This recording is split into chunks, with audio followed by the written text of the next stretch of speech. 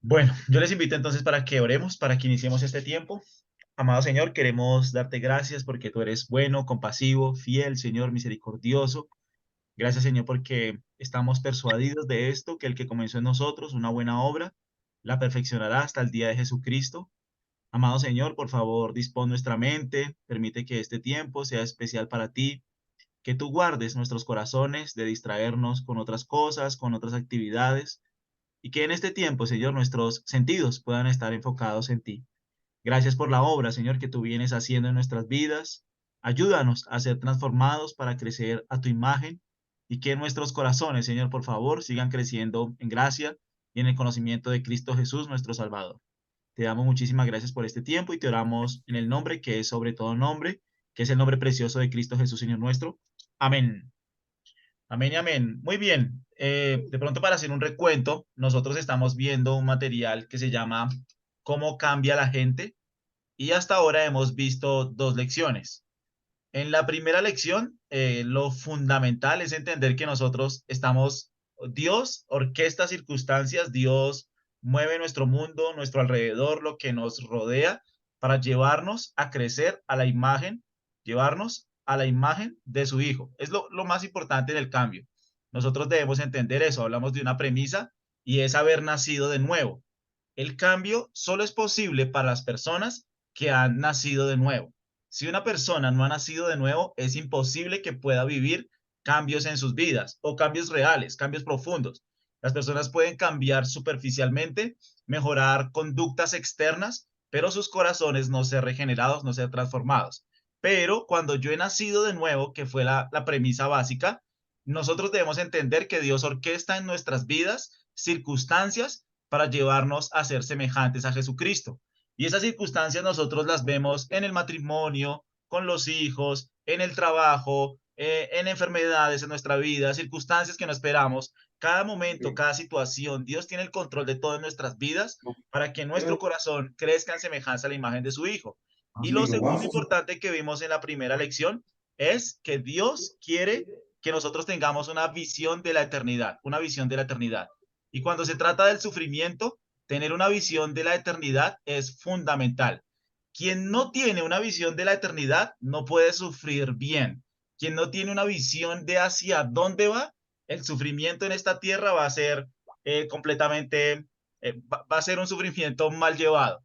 Realmente el creyente debe entender que Dios nos está guiando hacia un lugar donde no hay más muerte, no hay llanto, no hay dolor, que el verdadero propósito de nuestras vidas es dirigirnos hacia ese lugar y todas nuestras metas, propósitos, objetivos deben estar en función de eso. Esto es como lo que nosotros vimos en la primera lección. En la segunda lección, nosotros ya hablamos de que no son métodos. No se trata de métodos. Hay que esperarme un segundito acá, allá. En la segunda lección, nosotros vimos que no son métodos los que hacen que una persona cambie, sino es una relación personal con Cristo. Nosotros vamos a Cristo, a relacionarnos con Cristo, y es esa relación con Él la que va siendo transformada, va a ir transformando nuestro corazón. De hecho, nosotros hablamos como la relación de un esposo con su esposa. En la medida en que nosotros nos rendimos a Cristo, nos relacionamos con Cristo, Él nos cubre con su gracia, Él transforma nuestros corazones y nosotros hacemos un compromiso. Y es un compromiso de fidelidad a Él, de amor a Él. Vamos a dirigir todos nuestros valores, metas en función de amar a Cristo. Vamos a renunciar a los ídolos, vamos a renunciar a todo aquello que puede ofrecer satisfacción en nuestro corazón. Y Cristo es lo más preciado, Cristo es lo más precioso. Vamos a ser fieles a Él en nuestro corazón y nos vamos a relacionar con Él. Entonces, hasta ahora es como lo principal que nosotros hemos visto en las primeras dos lecciones. La primera es lo que Dios quiere hacer, la segunda es a través de una relación con Cristo. Y estos son como especies de fundamentos que nosotros estamos viendo ya para entrar en el proceso bíblico del cambio. Estas son como las bases que nosotros debemos tener claras para empezar con un proceso bíblico del cambio. Si estas bases no están claras, el cambio no va a ser posible. Entonces, es necesario que nosotros tengamos claro esto para iniciar con un proceso bíblico del cambio. La lección del día de hoy ya no tiene que ver tanto con algo personal, sino que tiene que ver algo que es la vida en comunidad. El proceso bíblico del cambio, como lo hemos visto, es llevarnos a crecer a la imagen de Cristo. Es a través de una relación con Cristo, donde nos comprometemos a ser fieles a Él, pero también el cambio se produce en una comunidad. De hecho, el título de la lección número 3 dice que el cambio es un proyecto de comunidad y el creyente, aquel que ha sido llamado a Cristo, aquel que ha entrado en Cristo a través de la fe y el arrepentimiento, está llamado a vivir una vida de comunidad. De hecho, el punto central de esta lección es esta. La obra de Dios de la transformación personal ocurre dentro de la comunidad de la gente de Dios. Una persona que se llame a sí mismo cristiana y no pertenezca a una comunidad de creyentes, no está usando bien el término cristiano, porque el término cristiano obviamente hace referencia a una relación personal con Cristo, pero también hace referencia a una relación con la comunidad y con el pueblo de Dios. Una persona que no se relacione con el pueblo de Dios, con la gente de Dios, con la comunidad de Dios, difícilmente puede llamarse a sí misma cristiana, porque el cristianismo no se puede ver en las escrituras lejos de una comunidad, lejos de un grupo de creyentes, donde nos estamos animando unos a otros, donde nos estamos exhortando unos a otros, donde estamos confesando nuestras luchas unos a otros, y esta transformación personal solo puede ocurrir dentro de una comunidad. Nosotros estamos en una sociedad muy individualista, una sociedad muy egoísta, una sociedad muy cerrada. De hecho, nosotros, sobre todo aquí en Bogotá por cultura, somos muy cerrados, somos muy dados a blindarnos. Pero el cristianismo se vive dentro de una comunidad. Las cartas que el apóstol Pablo dirigió, las dirigió a una comunidad, a un grupo de creyentes que se reunían en una iglesia local y recibían estas cartas y recibían esta instrucción. Se trata de eso, de pertenecer a una comunidad, no de ir el domingo a escuchar un tema en una iglesia, eso es una cosa. Ir el domingo a escuchar un tema en una iglesia es una cosa. Otra cosa distinta es relacionarme con la comunidad donde yo voy a escuchar la palabra de Dios. Son cosas muy distintas. Porque hay gente, mira, hay gente que va a la iglesia y hay gente que escucha el tema y no tiene relación con otras personas dentro de la comunidad. Y eso a la luz de la escritura no es posible. O sea, un cristianismo bíblico te debe llevar a tener una relación con una comunidad. De hecho, si tú estás en el Antiguo Testamento, esto no es exclusivo del Nuevo Testamento, si tú estás en el Antiguo Testamento y tú quieres unirte al pueblo de Dios, tú debías dejar tus dioses, tú debías abandonar tus dioses, tú debías abandonar tu pueblo, tú debías abandonar tu parentela y tú debías unirte a una nueva comunidad que es el pueblo de Dios. Por ejemplo, si tú miras a Ruth, Ruth cuando se convierte, ella deja sus dioses, ella deja su casa, ella le dice a Noemí, tu pueblo será mi pueblo, tu Dios será mi Dios, donde tú vayas, yo iré, porque de eso hacía parte pertenecer al pueblo de Dios. O sea, en el Antiguo Testamento no es que las personas eran creyentes desde casa. Yo desde mi casa soy creyente, aquí desde la región de Moab o desde la región, no sé, desde cualquier región del mundo. No, si tú te convertías en un creyente del Dios verdadero en el Antiguo Testamento, debías unirte al pueblo judío y debías practicar los ritos del pueblo judío. Debías abandonar tus ídolos, debías abandonar tus dioses y debías unirte a una comunidad que era el pueblo judío. Bueno, eso es algo que sigue en vigencia. Ahora la gente no se une al pueblo judío, pero sí debe unirse a una comunidad, porque Dios ve el cambio a través de una comunidad de creyentes.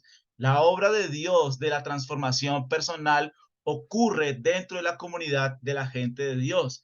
Sobre todo en este tiempo de la tecnología, es muy peligroso que alguien pueda pensar que tiene una correcta relación con Dios porque ve todo a través de una página o ve todo a través de YouTube y no tiene ningún interés de relacionarse con una comunidad de creyentes, con un grupo de personas, donde se están exhortando unos a otros, donde se están animando unos a otros, donde se están alentando los unos a los otros, donde estoy poniendo mi vida, mis dones al servicio del cuerpo de Cristo, al servicio de Dios, al servicio de una comunidad. El cristianismo no es una religión para yo vivir aislado. Yo y Jesús, no se trata de eso. Yo tengo una relación con Cristo de manera personal y de manera comunitaria. Las dos maneras de relacionarme con Cristo son necesarias para tener un proyecto bíblico del cambio.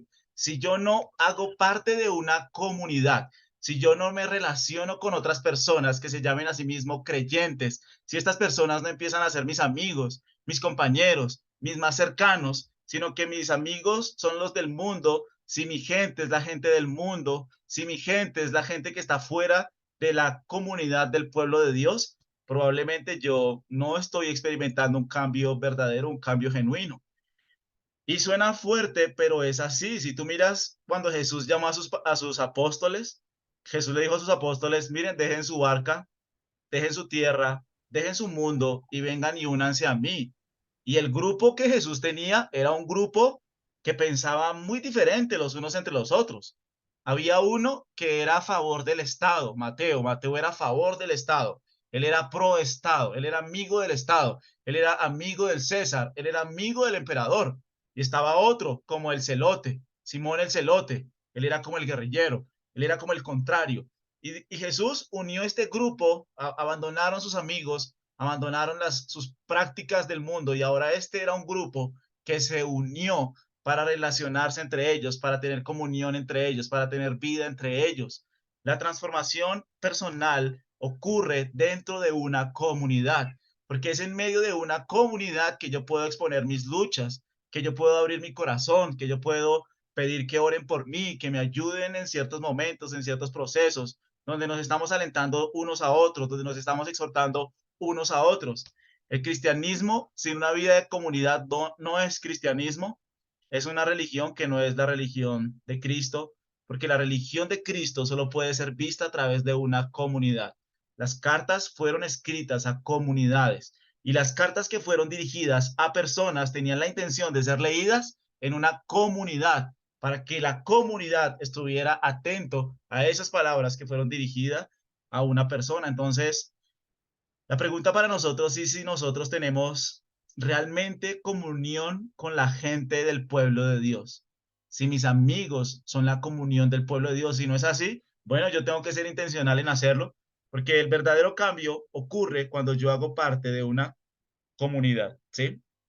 Ese es el punto central de lo que nosotros vamos a estar viendo en esta lección. La aplicación personal, es decir, la Yo sí aplicación... alcanzo a salir. Señor, ¿aló? ¿Me escucho? ¿Aló? Ya, qué pena, creo que se me interrumpió acá. Bien, no sé si tienen preguntas ahí. Vamos bien. Aplicación personal Sí, para nosotros. qué pena, yo. Sí, señor. Buenas noches.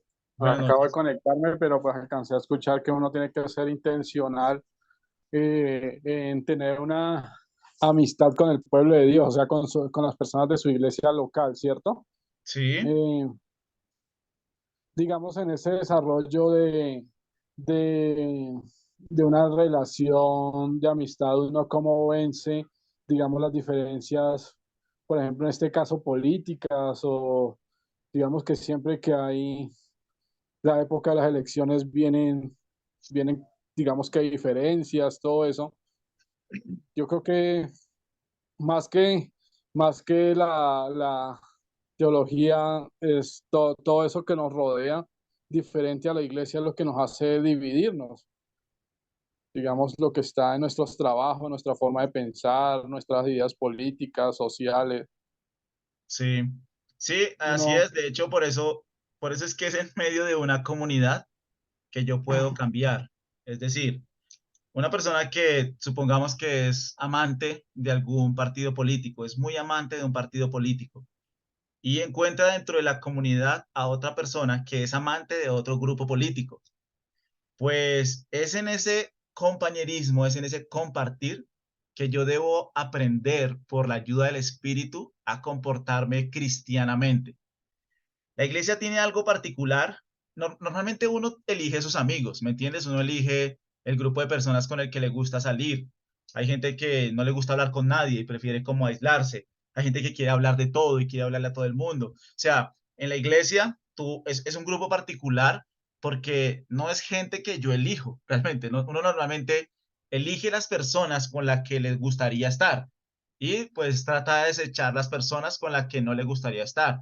Bueno, esa actitud, dice Santiago, que no debe estar en la iglesia de Dios, que la iglesia de Dios no se mueve por lo que ve el ojo, sino que la iglesia de Dios lo que la mueve es la unidad en Cristo. Entonces, cuando en medio de la comunidad, por ejemplo, hay personas que tienen dos ideas políticas diferentes, su amor por Cristo y su amor por el hermano debe primar sobre cualquier cosa, sobre el ego, sobre mis ideas, sobre mis posiciones, sobre lo que yo pienso, sobre lo que a mí me parece. Y es en medio de ese roce y es en medio de estar juntos, de hablar juntos, que yo debo aprender a morir a mí mismo.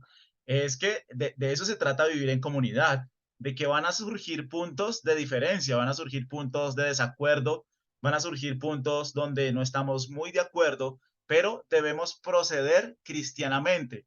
Debemos permitir que el Espíritu de Dios nos transforme y obre en nosotros a través de esas circunstancias, de esas situaciones. En la iglesia se ve, o sea, en la iglesia se ve muchísimo eso, o sea, dos personas que piensan de manera diferente, sucede en todo. Piensa que eso se ve a toda hora en la iglesia, dos personas que piensan diferente acerca de la política, acerca de cómo debemos decorar un salón. Es que mira, solo con el ejercicio de comprar las sillas, una persona decía una cosa, otra persona decía otra cosa, otra persona opinaba otra cosa, porque todo el mundo somos un mundo diferente, pero aprender a vivir dentro de la comunidad del pueblo de Dios es el medio que Dios está utilizando para transformar mi carácter. Entonces hay personas que dicen que prefieren aislarse. Hay personas que prefieren decir, mira, ¿sabes qué? No, prefiero no involucrarme tanto para no tener tanto roce. Y eso es estarle huyendo al trato de Dios. Dios usa la comunidad, Dios usa el pueblo de Dios para transformar mi carácter. Porque es en ese caminar, es en esa relación donde se expone lo que yo soy, donde se expone mi pecado. Y por eso uno en ese sentido debe ser muy humilde. El cristiano o nosotros como cristianos debemos aprender que nosotros necesitamos ser humildes, necesitamos aprender a recibir la corrección de otras personas, porque nuestro corazón es engañoso, porque nuestro corazón es perverso, y los cristianos andan con humildad, anhelando crecer a la estatura de Cristo y realmente exponiendo sus vidas para ser transformadas por medio de la obra de Cristo, ¿sí? Entonces, esas diferencias lo que hacen es ayudarme a manifestar un carácter cristiano, ¿no? Así es. No sé si tienes preguntas ahí. No, líder, cuando, digamos que si uno llegara a abrazar alguna corriente política que no está de acuerdo con muchas cosas de la iglesia, en ese, digamos que, o pues en general, ¿no?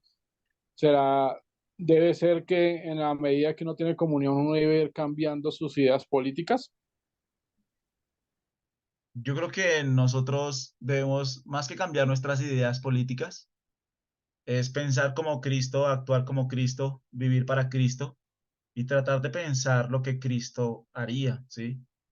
La intención de la iglesia no es cambiar ideas políticas, porque el cristianismo nunca hizo eso. O sea, el cristianismo, si tú lees las cartas, la esclavitud estaba permitida en la sociedad en la que el cristianismo inició.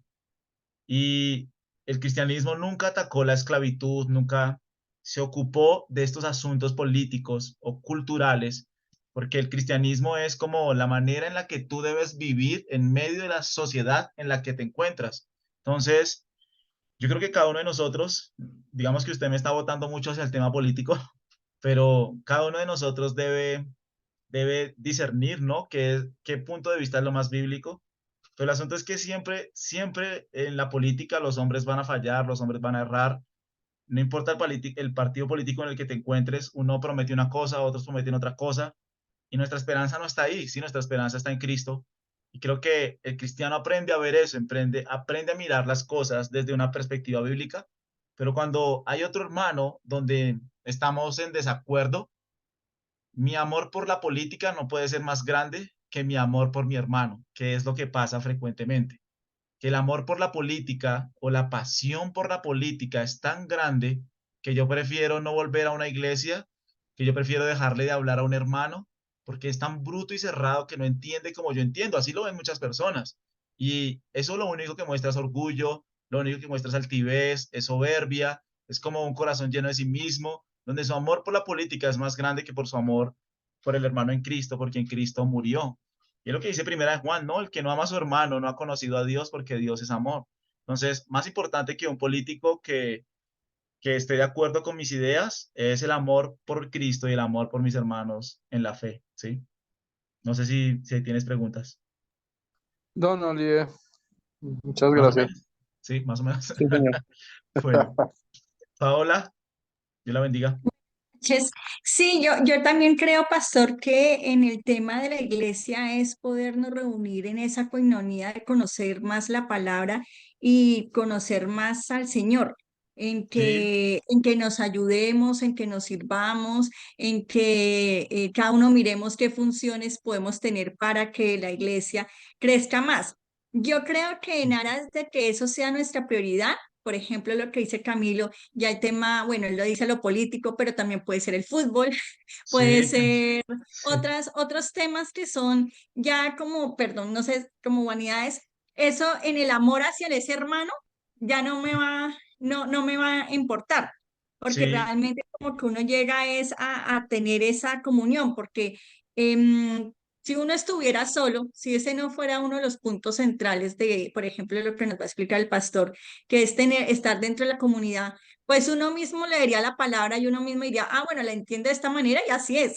sí, sí, sí, Pero sí, la idea de comunidad es que cuando a uno le dicen también, uno escucha al pastor, uno también escucha al hermano, uno también en ese momento, por ejemplo, aplica lo que nos ha enseñado el pastor de consejería bíblica, porque uno sí, puede sí, estar sí, como triste o puede ser, y si uno estuviera solo, pues se cae en su misma tristeza, digamos. Pero sí, esa comunidad es como cómo nos fortalecemos a en el Cristo, amor por Cristo, sí, a sí, Cristo, y amándonos los unos a los otros, siendo tan amén, diferentes y que seamos hermanos en la sangre de Cristo Jesús. amén. Sí, yo creo que así es, creo que lo ha resumido bien. Ese es el punto, ¿no? Nosotros comunidad debemos caminar juntos, no aislados, no solos. No es el movimiento yo y Jesús, él y yo solos, vamos de la mano. No, no, no, no. Si tú quieres una relación con Cristo, debes tener una relación con una comunidad. Si no tienes una relación con una comunidad, no puedes llamarte a ti mismo cristiano. Discúlpeme, discúlpeme, que eso suena muy duro, pero es así, no, no es bíblico, no lo encuentro yo en la escritura. No existe tal cosa como un creyente aislado de una comunidad, lejos del pueblo de Dios, sin participar de la iglesia local. Esto no tiene ningún sentido desde la escritura, no, no es bíblico, no se encuentra, no ves en las páginas de la escritura un cristianismo aislado de la gente de Dios y el propósito es ese, unirnos como hermanos en Cristo para crecer en nuestro amor a Dios y nuestro amor con los unos a los otros. Pero sí, sí es cierto lo que dice Cami en el sentido de que esta relación cercana con otros hermanos, siempre van a salir desacuerdos, siempre van a salir desacuerdos. Entre más nos acercamos, más nos conocemos y más desacuerdos van a haber entre nosotros, de política, de fútbol, de la iglesia, de puntos de vista. Pero debe primar el amor por mi hermano que ganar mi punto de vista, que ganar mi posición. Es como, creo que aquí hay una pregunta. Sí, Eh, así es. La palabra no Camilo solo. quería hacer una pregunta. Sí, señora. Sí, Em, pues como lo dice en la Biblia, que uno debe amar al prójimo, ¿sí? Como sí, a uno mismo. sí, Y, por ejemplo, en la comunidad, si hay alguna, por ejemplo, como hay bastantes personas y no hay esa unión eh, o esa relación sí, desde un inicio, sí, bueno, de pronto dicen, no, yo no hablo con él o no me cae bien o no sé, o con sí, ella. En sí, ese caso, por ejemplo, si hay una, como dice, empatía, como que no quiere hablar, ahí en sí, ese caso, por ejemplo, es como acercarse mejor a la persona, hablarle, decir, no sé, como que qué relación se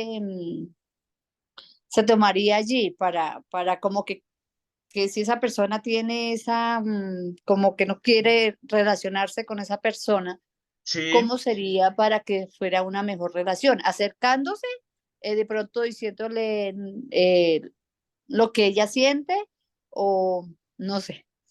¿Cómo Sí, sería en buena ese caso? pregunta. Sí, sí, yo creo que hay, digamos que en ese sentido, uno en las relaciones debe ser muy misericordioso, o sea, uno debe tener mucha misericordia, mucha humildad cuando de pronto yo me acerco a alguna persona que no está acostumbrada a relacionarse con nadie y es supremamente fría, supremamente cerrada, pues lo que nosotros podemos hacer por esa persona es como tratar de servirle, tratar de actuar con humildad. Yo creo que en esto las personas por naturaleza somos fácilmente ofendibles. Nosotros nos ofendemos con nada. Este me miró, este dijo, este hizo, este no hizo aquello. Y las personas por naturaleza, por el orgullo que hay dentro de todos nosotros, somos supremamente ofendibles, nos ofendemos con nada. O sea, rápidamente uno como que el orgullo le gana, pero cuando se trata de relaciones, por eso es que somos transformados en medio de una comunidad, porque en medio de las relaciones yo aprendo a vestirme de humildad como Cristo lo hizo, aprendo a estimar a los otros como superiores a nosotros mismos. Y yo, como lo dice la aplicación personal, debo comprometerme. Entonces, si hay una persona que tal vez, no sé, no hubo una buena relación en una conexión, tal vez que hubo, bueno, lo que yo puedo hacer es orar por esa persona, no ofenderme porque no me miró, no me dijo, sino tal vez puede estar pasando por una situación difícil. Yo le puedo preguntar si hay algo por lo que pueda orar. Y es importante que nosotros entendamos que el propósito de las relaciones es edificarnos para crecer a la estatura de Cristo, ¿no? No es relacionarnos para hablar de fútbol. Obviamente, esos temas son temas secundarios y esos temas surgen, pero la relación cristiana debe apuntar a que yo crezca a la estatura de Cristo, ¿no?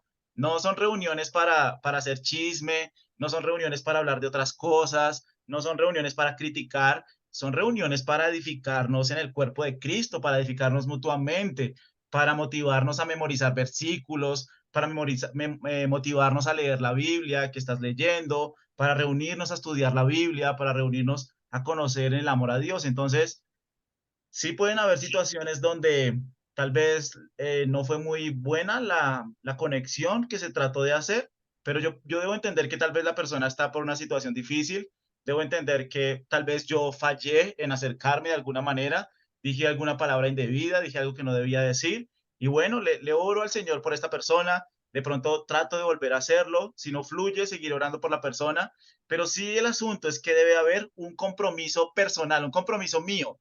Yo me comprometo a relacionarme con otras personas para hablar de Cristo, no para hablar chismes, no para criticar, no para murmurar, para hablar de Cristo. Es lo que me edifica y lo que me transforma, ¿sí? Y no sé si respondí tu pregunta. Muchas gracias, sí, señor. Sí. Bien. Don Michel, Dios me lo bendiga. Buenas noches, pastor, Dios me lo bendiga. Dios me lo bendiga. Buenas noches. Pastor, bueno, yo tengo una incógnita ahí también. En este momento tengo a alguien de mi familia Sí, que duró 6 meses estudiando teología, sí. le dieron el título de teología y en este momento le van a dar una iglesia para dirigir. ¿A quién? ¿A quién? A una familiar, Sí, un familiar, ok. le van a dar una iglesia para dirigirla Sí, con 6 meses de teología. ok. Rápido. Yo, ¿Dónde es eso? sí, Necesitamos en, teólogos. en Cúcuta, Sí, en sí, sí. Cúcuta.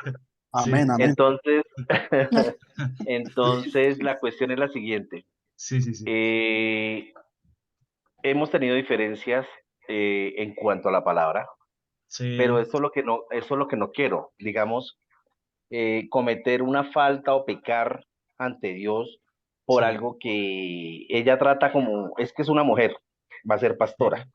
sí, sí, Nomás por ahí ya empezamos sí, grave, ¿sí? Ay, sí, terrible. señor. Entonces, cuando yo hablo con ella o alguno de la casa habla con Sí, ella es a minimizar todo y a tergiversar la palabra y a meterse en cosas y no saca nada bíblico y uno sí, trata de hablar con ella, pero es imposible.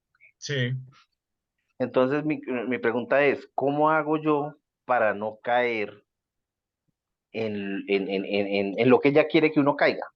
sí. Ok. ¿Sí? Sí, señor, ¿Cómo sí, llegarle a esa persona? ¿Cómo actuar? Yo sé que si yo me pongo molesto o yo la callo o alguna cosa, pues voy a estar actuando mal. O si sí, yo me pongo bravo con ella, pues no estoy demostrando lo cristiano que soy. Así es. Entonces, Ujú. pues quisiera saber cómo podría uno manejar eso con una persona que es extremadamente orgullosa por creer que conoce a Cristo. Bien, yo creo que mira lo que dice en Tito. Espérate aquí que estoy abriendo mi Biblia. No lo había abierto. Aquí estoy abriendo mi Biblia un momentico. Y en Tito hay algo que es muy interesante. Tito 2. Espérate, abro aquí la Biblia un segundo. Aquí ya está. Aquí en Tito en el capítulo 2. Tito 2. Mira lo que dice la palabra de Dios. Dice, mira lo que dice. Sí. Ay, espérame. Un segundito, un segundito. Ah, es que aquí se me corrió un momentico, qué pena. Ya. Este es Santiago, no, este no es. Este no es. Ya, mira lo que dice. Porque el siervo del Señor no debe ser contencioso. Es decir, hay personas que cuando llegan a la sana doctrina, les gusta es esto, les gusta es la contienda. De hecho, la palabra griega es machomai, que es luchar, reñir. Entonces, cuando hay gente que empieza a conocer la sana doctrina, lo que le gusta es eso, cazar peleas. Yo como estoy en la sana doctrina y estoy empezando a aprender, yo voy a ser contencioso, yo voy a poner mi punto firme sobre la mesa. Y es más una pretensión, es más orgullo que amor por la persona, que amor por el prójimo. Entonces la Biblia dice, mira, nuestra actitud no debe ser como una lucha, porque si nosotros hemos llegado a la sana doctrina es por gracia, es por gracia. Entonces, no lo debo hacer por contienda. Mi motivación no debe ser que yo tengo la razón. No, no lo hagas por eso, no lo hagas por eso. Hazlo por la gloria de Dios. Entonces, lo primero que uno mira son sus motivaciones. No, no quiero ser contencioso, sino que dice que el siervo es amable para con todos. Y este es un principio. Yo debo defender mi fe con amabilidad, con amor. De hecho, dice, debe ser apto para enseñar, debe ser sufrido, que con mansedumbre corrija a los que se oponen. Y el principio para corregir a otros siempre va a ser este: mansedumbre y humildad, mansedumbre y humildad. Obviamente es la ayuda del Espíritu Santo la que nos lleva a actuar con mansedumbre, porque a veces cuando nosotros estamos en una lucha de argumentos, lo que quiere primar es yo tengo la razón y el orgullo no me deja ceder ante lo que la persona quiere decir. Entonces, el asunto es ese, yo no quiero ser contencioso, yo debo ser amable con la persona, yo lo debo hacer con mansedumbre, yo con mansedumbre voy a corregir a los que se oponen, pero finalmente dice el versículo, el fruto de quién es, de Dios. Por si quizá Dios, no yo no les voy a convencer, Dios es el que les tiene que convencer, no yo. Si Dios les concede, si Dios les concede que se arrepientan para conocer la verdad y estas personas escapen del lazo del diablo en que están cautivos a voluntad de él. ¡Wow! Cuando se trata de falsa enseñanza, las personas están atadas a Satanás. Tienen un lazo del diablo atado. Yo por eso debo actuar con mansedumbre, con humildad, presentando la verdad, pero el fruto lo hace Dios. Si la persona se resiste, mira, no es mi problema. Yo ya te presenté la verdad con amor, con mansedumbre, con humildad, pero si la persona no quiere ceder, yo debo entender que el lazo del diablo la tiene cautiva. Están cautivos a voluntad de él. Es el diablo el que le Pastor, tiene sometido, sí. perdón, sí, no, yo le entiendo todo eso. Sí, Digamos, nosotros lo hacemos desde el amor, ¿por qué? Porque resulta que ella está en la iglesia porque nosotros le hablamos a ella, sí, pero no pensamos que fuera o sea, cuando estábamos equivocados, sí, nosotros le dimos las pautas para entrar en esa iglesia, porque no sí, sabíamos. sí, Entonces, ahorita que trata uno de pronto de corregir y decirle, mire, lo que pasa es que en la época donde nosotros estábamos en la iglesia no conocíamos al Señor y todo y esto, entonces ella quiere voltear todo, pero entonces, o sea, nosotros nos sentimos mal porque nosotros fuimos los que la llevamos a esa iglesia, o sea, ¿sí me entiende? sí, claro. Sí, yo creo que en ese sentido, pues uno lo hizo por ignorancia, sí, digamos, a mí también me Sí, pasó que llevé personas a una iglesia equivocada, lo hice por ignorancia. Dios me dio la gracia de conocer el evangelio. Yo puedo presentar el evangelio a la persona, pero si no se arrepiente ya no es mi culpa. Así como yo le presenté el error, también le presenté la verdad, pero si no quieren creer la verdad, la Biblia lo dice que es por sus corazones. Sus Ok, corazones están seducidos. eso era lo que yo quería como Ah, escuchar, o ok. sea, no, ya no Sí, es, sí, sí, o sea, para no decir uno fue culpa mía o sí, no, no, yo los no, llevé ahí. no. Sí, realmente el apóstol Pablo, como lo dice, ¿no? Yo era celoso del judaísmo en cuanto a la ley fariseo, de hebreo de hebreos, era prosélito del judaísmo, pero cuando él conoció la verdad en Jesucristo, pues entiende que todas esas cosas que él vivió estaban en el error, predicó el evangelio, pero pues no todas las personas se van a venir al evangelio verdadero por la dureza de sus corazones, porque sus corazones aman más un evangelio falso, un evangelio diluido, un evangelio que les ofrece las cosas de este mundo y pues no van a querer venir a la verdad por la dureza de sus corazones, pero sí ya no es culpa de uno, sino sencillamente de su corazón que no quiere reconocer la verdad. Así es. ¿Sí? Gracias, pastor, muy amable. Bien, muy bien. Entonces miren, no sé si tienen preguntas ahí, dudas, inquietudes. Bueno, cuando algunos hermanos de la iglesia o el pastor nos han hecho daño ante la congregación y haciendo comentarios que son mentiras, ¿nos debemos aislar o permanecer? Eh, digamos que esa es una pregunta un poquito general. Yo creo que más o menos se entiende el contexto. Y sí, yo creo que uno siempre debe tratar en la relación en la iglesia local de permanecer con humildad, de como yo lo digo, ¿no? De no ser fácilmente ofendibles, de que nosotros en Primera de Pedro 2 miramos a Cristo, quien cuando le maldecían no respondía con maldición, quien cuando le amenazaban encomendaba su causa al que juzga justamente. Yo creo que ese es el principio que debe regir toda relación cristiana, y es una relación de humildad, ¿sí? De que si se están equivocando contra mí, bueno, Dios hará defensa, Dios defenderá mi fe, ¿sí? Entonces, ya depende mucho, ¿no? De hasta dónde haya sido el extremo de la mentira, de si hay más iglesias locales o no, de si es una persona que está como en reconocimiento dentro de la iglesia o no. Entonces, digamos que ya esos asuntos son un poquito más específicos, pero sí creo que el principio que debe regir toda relación en el cuerpo de Cristo es la humildad, es la humildad, es la humildad. Y nosotros debemos tener eso claro, o sea, la iglesia es un lugar de enfermos, salvados por gracia. La iglesia es un lugar de enfermos que estamos en un proceso de transformación y en la iglesia no estamos plenamente santificados, sino que vamos a tener roces. Nosotros debemos tener eso claro. Yo en la iglesia voy a tener roces, voy a tener desacuerdos, voy a tener diferencias, pero son estas diferencias las que me hacen crecer a la estatura de Cristo. Porque la iglesia no es un lugar perfecto, somos personas pecadores. Es como alguien lo decía, la iglesia es un hospital de enfermos y estamos enfermos y nos estamos ayudando unos a otros a crecer a la estatura de Cristo, ¿sí? Pregunta. Pastor, frente a lo que está comentando y la pregunta que hizo la compañera, por Sí, ejemplo, en 1 Timoteo 5:19 dice, quisiera saber su postura. Contra sí, un anciano no admitas acusación, sino con 2 o 3 testigos. A los que sí, persisten en pecar, repréndelos delante de todos para que los demás también teman. Te sí, encarezco delante de Dios y el Señor Jesucristo y sus ángeles escogidos que guardes estas cosas sin prejuicios, no haciendo nada con parcialidad. No impongas con ligereza las manos a ninguno, ni participes en pecados ajenos, consérvate puro. sí. Eso se puede adaptar como procedimientos internos en la iglesia, o esa parte que nos dice ahí en la escritura, podría uno como tenerlo en cuenta, pero sin una acusación hacia lo general, no como que en pleno culto decir, bueno, usted, ¿por qué dice esto? Pero sí que pueda de pronto llamar la atención de esa persona en que su pecado o su actuación está generando un problema en la comunidad y que eso puede dañar a la congregación.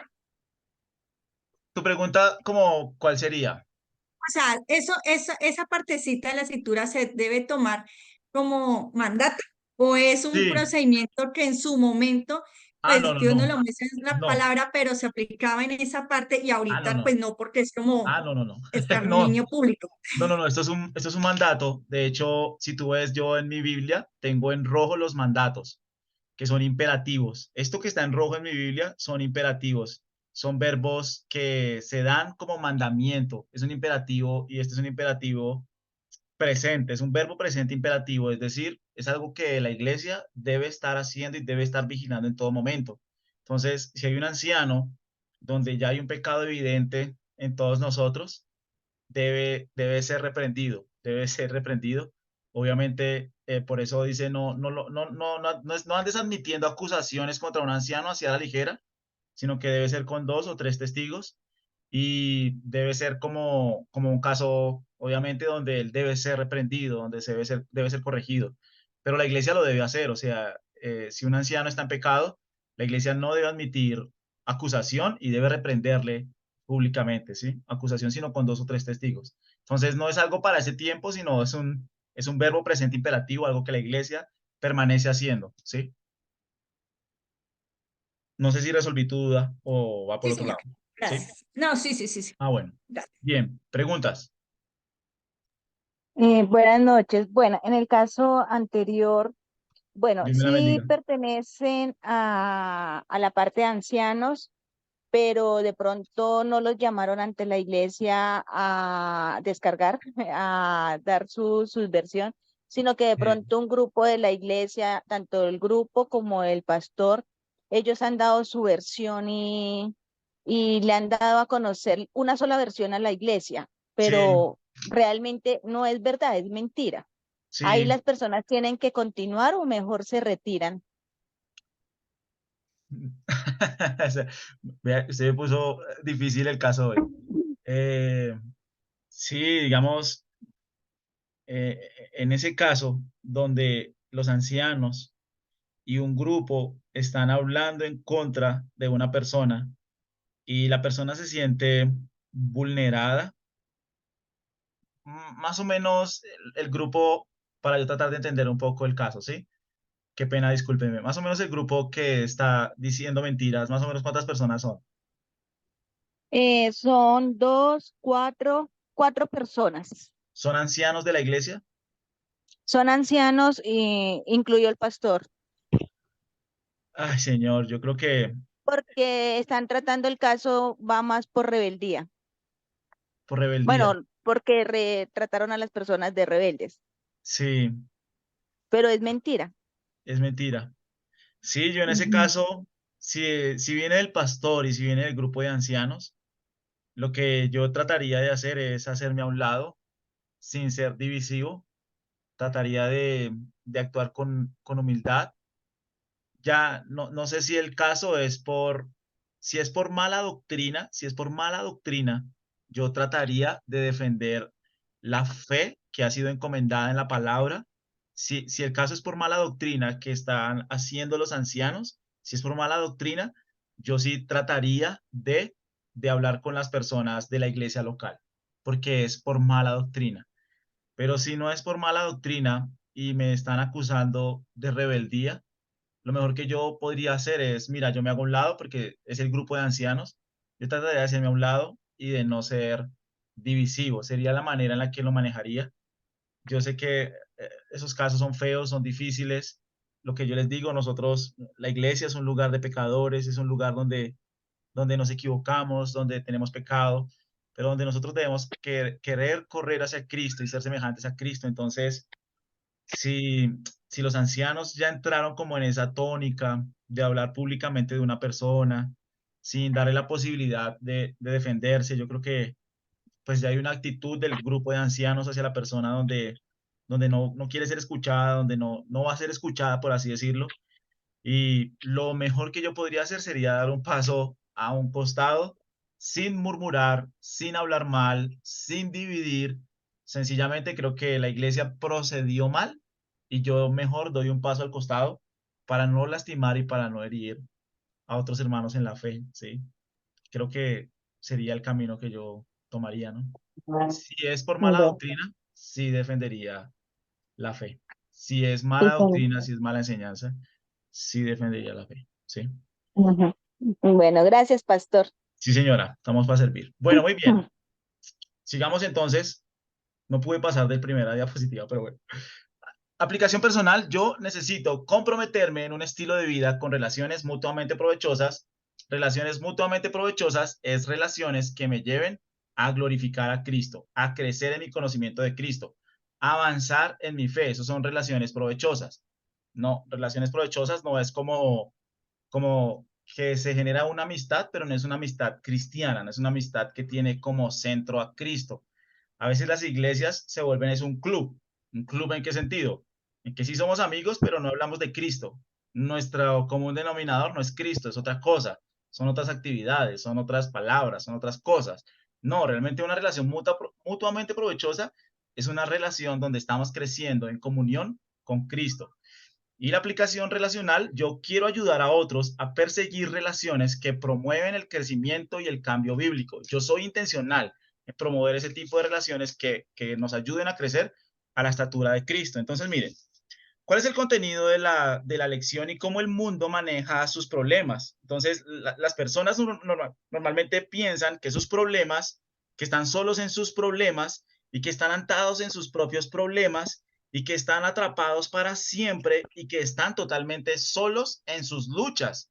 Y no, una de las ventajas del cristianismo es que nosotros entramos en una comunidad donde podemos compartir nuestras luchas, podemos compartir nuestras debilidades, podemos unirnos a una comunidad de fe donde oren por mí, donde estemos orando unos por los otros. No, no estoy solo en mi mundo.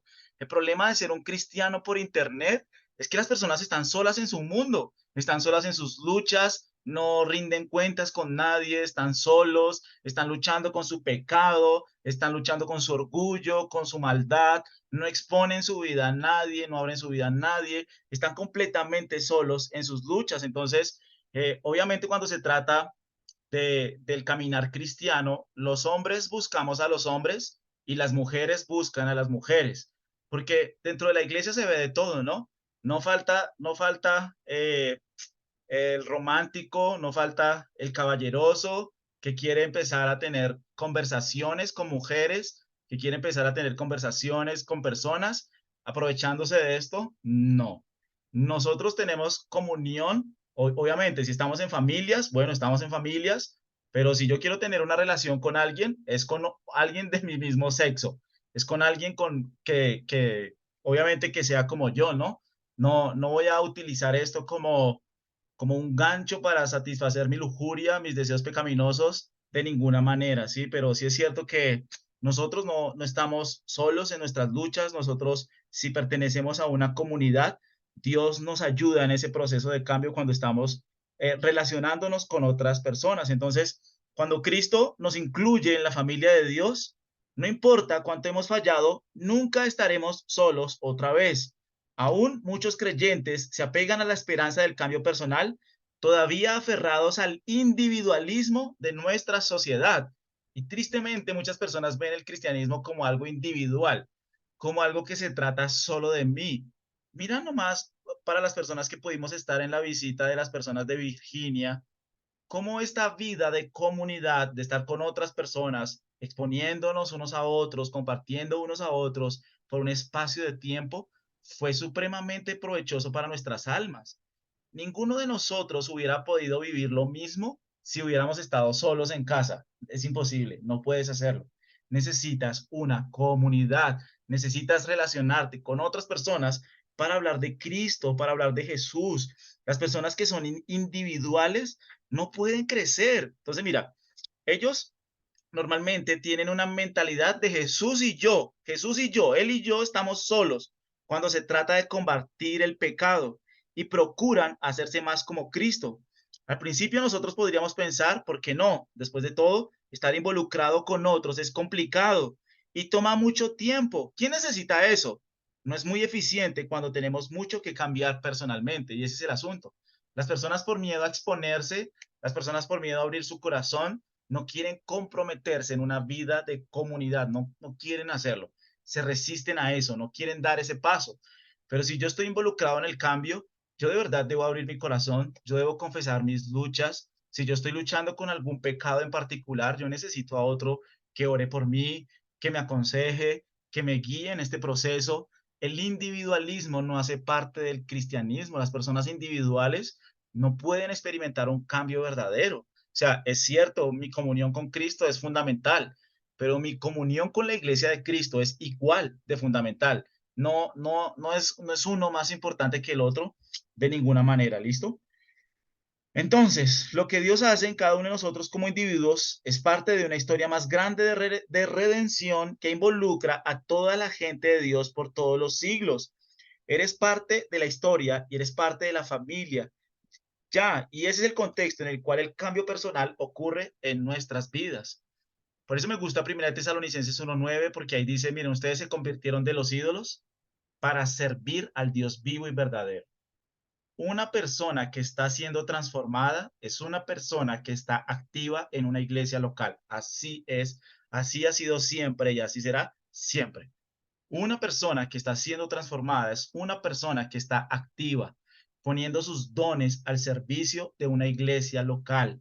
Si ves a una persona lejos de la iglesia local, no está teniendo relación con Cristo o está en un estado de pecado donde está seriamente afectada, pero las personas que realmente están en un proceso de cambio ponen sus vidas, ponen sus dones al servicio de una comunidad. Esto es cierto en el Antiguo Testamento, esto es cierto en el Nuevo Testamento. El individualismo, Jesús y yo, no es bíblico. Obviamente es una parte de nuestra vida cristiana, pero la otra parte de nuestra vida cristiana es la vida corporativa. ¿Listo? Bien, preguntas ahí.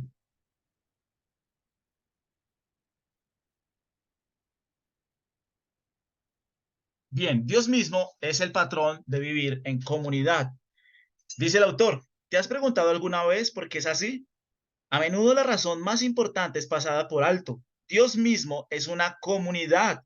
El Padre, el Hijo y el Espíritu Santo viven juntos en comunión, armonía y unidad perfecta. Lo que cada persona de la Trinidad es y hace está siempre en unión con los demás. Esto hasta incluye nuestra salvación a gran costo personal. Dios el Padre, Hijo y Espíritu Santo jugaron un papel en traernos a la familia de Dios. Su comunión perfecta como la Trinidad fue interrumpida de modo que pudieran incluirnos en la comunión con Dios. Mira lo que dice Efesios 4 del 4 al 6. Un segundito acá. Efesios 4 del 4 al 6. Dios mismo vive en una comunidad, que es el Padre, el Hijo y el Espíritu Santo. Efesios. Dios no es individual, Él no está solo, por así decirlo, que es un problema, ¿no? Eso, mira lo que dice. Un cuerpo, un espíritu, como fuisteis también llamados. Ay, perdón. Que mira, un cuerpo y un espíritu como fuisteis también llamados en una misma esperanza de vuestra vocación, un Señor, una fe, un bautismo, un Dios y Padre de todos, el cual es sobre todos y por todos y en todos. La palabra de unidad, de buscar la unidad, se encuentra 7 veces. 7 veces se encuentra en este versículo. Un Señor, una fe, un bautismo, un Dios, el cual es sobre todo por todos y en todos. Entonces, nosotros vemos en las escrituras cómo la Biblia promueve esta unidad. Hacemos parte de un cuerpo, hacemos parte de un espíritu. Nosotros fuimos llamados a una misma esperanza de nuestra vocación. Y ese llamado, ¿dónde se vive? ¿Dónde se vive este llamado de la misma esperanza de esta vocación, de tener una fe, de tener un bautismo? ¿Dónde lo hago? Si no es en la iglesia local. Esta unidad donde viene sobre todos, por todos y en todos, solo es posible vivir esto en medio de una comunidad. Las personas no pueden tomar la cena del Señor en casa, no lo pueden hacer, porque eso se hace en la iglesia local. Las personas no pueden bautizarse a sí mismas. ¿Por qué? Porque eso se hace en una iglesia local, en un cuerpo, como lo dice allí. Estamos y hacemos parte de los creyentes, han sido injertados para vivir en una comunidad, no para vivir aisladamente, no para vivir lejos de los otros. No, la vida cristiana necesita y muestra que nosotros los creyentes debemos abrir nuestro corazón, sino de exponernos unos a otros, de hablarnos unos a otros, de perdonarnos unos a otros, de amarnos unos a otros, con un amor santo, con ósculo santo, con piedad, con reverencia, con santidad. Entonces, aquí nosotros vemos la palabra uno 7 veces y la unidad de Dios propone guiar a su familia en la unidad. Entonces, el mensaje está claro. Dios es una comunidad y esto está sellado en todo lo que Él crea. Dios no es un individuo aislado que vive solo. Dios mismo, Dios es uno en su esencia, tres en persona. Él vive en una comunidad donde hay amor perfecto, donde hay unidad perfecta, donde hay un vínculo perfecto, y es lo que Dios refleja en toda la creación. Nosotros no estamos llamados para vivir aislados. Nosotros necesitamos a otros creyentes para tener un proceso bíblico del cambio. Cuando las personas toman la iglesia solo como una reunión de domingo, mira, no van a crecer, es difícil que puedan crecer. No vas a crecer. Si para ti la iglesia es una reunión de domingo, difícilmente vas a poder crecer. Necesitas a otros creyentes, necesitas que oren por ti, necesitas abrir el corazón, necesitas estar en una comunión, relación cristiana, ¿no? Cristiana, de Cristo, de amar a Cristo, de crecer en comunión con Cristo, de glorificar a Cristo, de apuntar hacia Cristo. No un club social, no un club social donde hay chismes, murmuraciones, contiendas, divisiones, no. Un grupo que quiere amar al Señor, glorificar al Señor, caminar al Señor, estudiar la palabra del Señor y exponernos unos a otros en nuestras luchas, en nuestras debilidades. ¿Sí lo ves? Bien, preguntas ahí, dudas. Ay, yo quería decir. ¿Aló? ¿Alguien está hablando? Sí, pastor. Dios la bendiga. Gracias. Sí, pastor, mira, es que tú en el anterior aporte que hiciste, hablabas sobre precisamente eso, la unidad en la iglesia. En Efesios 4:13 lo dice muy claro, dice, hasta que todos lleguemos a la unidad de la fe y del conocimiento del Hijo de Dios, a un varón perfecto a la medida de la estatura de la plenitud de Cristo. Nosotros Sí, como hijos de Dios debemos estar en esa unidad, que es en la unidad que dice este versículo del sí, capítulo 4, dice, hasta que todos lleguemos a la unidad de la fe y del conocimiento del Hijo de Dios, a un varón perfecto a la medida de la estatura de la plenitud de Cristo. Eso quiere decir que estemos todos en el mismo creer, en el mismo sentir, y crezcamos en ese conocimiento de quién es Dios, quién es el Hijo y la obra que el Señor ya hizo en nosotros. Al sí, nosotros entender que cuál fue la obra que el Señor hizo en nosotros, podemos ejercer y podemos vivir de acuerdo a la capacidad que nos da el Espíritu en esa unidad. sí. De La hecho, sí me unidad adelantaste. conlleva y la unidad conlleva a llevar a ejercer el fruto del Espíritu. El fruto del Espíritu Así es es. la paciencia. Sí. Entonces, si la persona cree en una política distinta a la nuestra, tienes que ser o sea, debemos ser todos tolerantes. Sí, sí, así es. Es que mira, eso sobre Camilo dio un buen ejemplo porque yo creo que esa es una de las cosas que más divide la iglesia y la política. O sea, sobre todo cuando es para presidencia, las cosas se ponen complicadas dentro de la iglesia porque casi que votar por un político es un dogma de fe. Prácticamente algunas personas lo ponen en dogma de fe. Si tú no votas por este político, eres un hereje, blasfemo, hijo del diablo, mejor dicho. Y en serio, o sea, ¿por un hombre vas a dividir la iglesia? ¿Por un hombre vas a dividir el cuerpo de Cristo? ¿En serio te llega hasta allá tu pasión por la política? Más bien renuncia a ese ídolo que tienes en el corazón y ama a tus hermanos en Cristo. O sea, yo sé que cada uno de nosotros quiere tratar de glorificar a Dios, de amar al Señor. Obviamente hay partidos, hay movimientos que están un poco más cerca de la Biblia, pero defender partidos políticos sí me parece una necedad de cualquier creyente, sea para donde quieras ir, porque realmente no hay esperanza nosotros en un político, sino en el Mesías, en Cristo el Salvador. Te me adelantaste a este versículo que creo que lo íbamos a ver la otra semana, pero sí, aquí dice hasta que todos, no dice hasta que tú, no dice hasta que tú, no dice hasta que todos, comunidad. Lleguemos, comunidad, a la unidad de la fe y del conocimiento del Hijo de Dios, a un varón perfecto a la medida de la plenitud de Cristo, para que ya no seamos comunidad. Todo lo que tú estás viendo aquí es en medio de una comunidad de creyentes, una comunidad de fe, una comunidad de hermanos que están creciendo juntos en el conocimiento del Hijo de Dios, están creciendo en su carácter para no ser niños fluctuantes llevados por cualquier viento de doctrina, por estratagemas de hombres. Es un cuerpo que está creciendo, es un cuerpo que está madurando, es un cuerpo que está siendo edificado. Si lo ven, entonces sí la exhortación para todos nosotros es que un verdadero cambio surge cuando yo pertenezco a una comunidad de pecadores salvados por gracia. Pregunta. Buenas noches, pastor. Dios la bendiga, buenas noches. Pastor, una preguntita. ¿Qué requisitos se debe tener para la Santa Cena, aparte del arrepentimiento? O sea, para poderla recibir. Ok. Nosotros como iglesia creemos que la persona para tomar la cena del Señor debe haber sido salva por la obra de Cristo.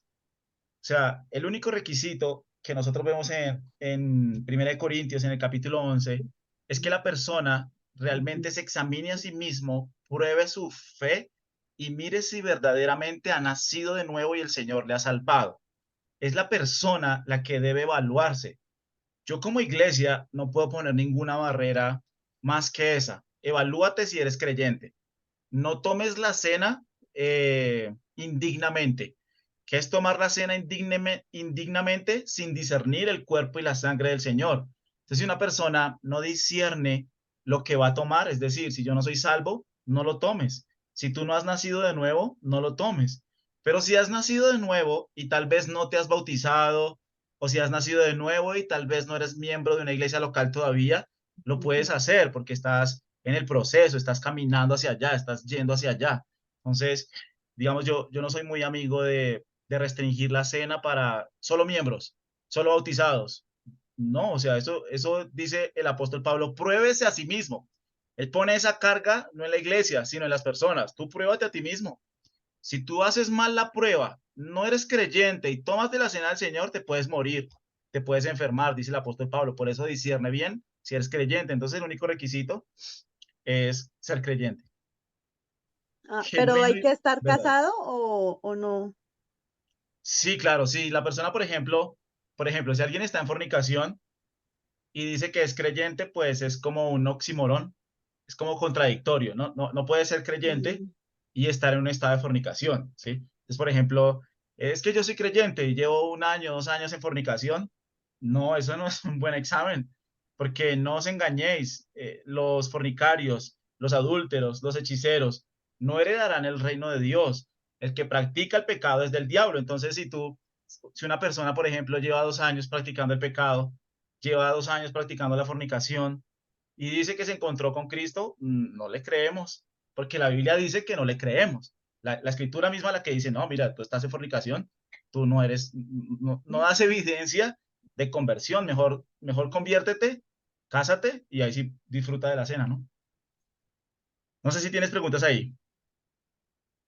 ¿Casado solo por la iglesia cristiana? No, el matrimonio es válido en la cultura donde se haya dado.